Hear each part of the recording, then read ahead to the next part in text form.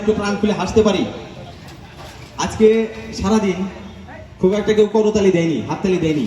আমরা এই কয়েকজনের মধ্যে একটু হাততালি দিতে পারি? ঠিক আছে, ধন্যবাদ সবাইকে।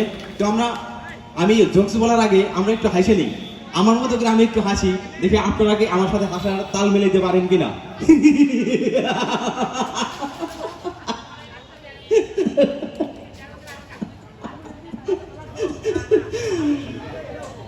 এটা হচ্ছে আমার ভিতরের হাসি। যাই হোক, আপনাদের এই অনুষ্ঠানে আসতে গিয়া আমার কিছু অভিজ্ঞতা হয়েছে, সেই অভিজ্ঞতাগুলো আপনাদের সাথে একটু শেয়ার করি। আজকে এই পহেলা বৈশাখকে কেন্দ্র করে, নববর্ষকে কেন্দ্র করে আমার বউ পান্তা আর ইলিশ রান্না করছে। তো ওই ইলিশ মাছটায় কামড় দিয়ে দেখি একদম লবণ দেয় নাই। আমি কি কম, আমি কি ডরাই নাকি বলে? হ্যাঁ, একদম কোমরটা বাঁধা, হাতে লাঠিটা নিয়ে খালের উপর গিয়া কইলাম, ওই মাছের লবণ দেশ নেই কে?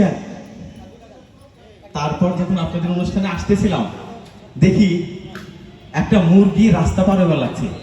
রাস্তা পার হইতে গিয়া মানে পার হইতেছে, একটা মুরগি ওরে ধাওয়া করছে।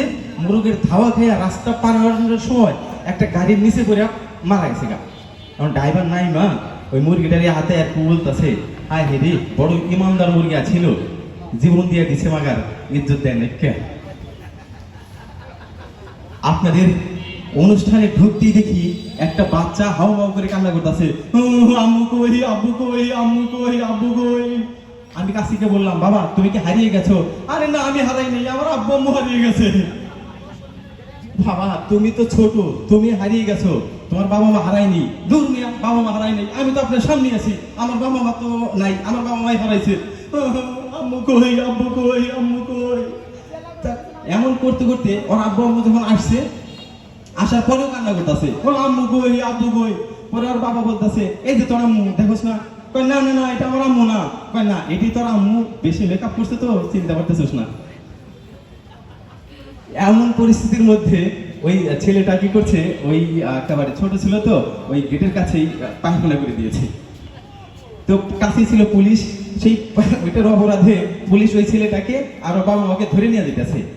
তো ওর বাবা বলতেছে, এই পুলিশ ভাই শুধু আমাদেরকে ধরে নিয়ে যাবেন, ওই প্রমাণটা সাথে নিয়ে যাবেন না। আমি কিন্তু আর্মি, বিডিআর, পুলিশ, নৌবাহিনী, বিমান বাহিনী কাউরি কিন্তু ডরাই না। একমাত্র ডরাই হলো ওই আনসারদের, ওরা গুলি করে একজনের লাগে আর একজনের।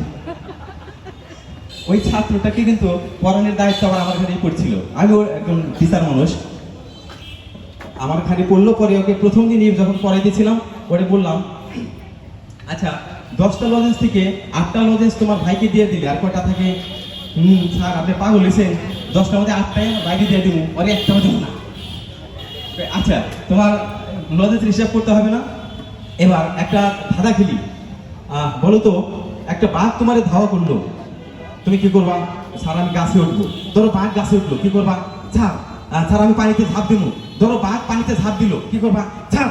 এই ঝাঁপ, আপনি দিকে আমার মাইরি সারবেন, আপনি আমার পক্ষে না আপনি বাঘের পক্ষে? ছাত্রটাকে আবার জিজ্ঞেস করলাম, আচ্ছা ওটা বাদ দাও, এবার একটু অন্যরকম একটা প্রশ্ন করলাম, বলো তো একে অপরের উপর নির্ভরশীল এর একটা এক্সাম্পল দাও তো। একে অপরের উপর নির্ভরশীল, ঝাঁপ। মুরগিটা সইরে গেলে মোরগটা পড়ে যাবো। ধন্যবাদ সবাইকে।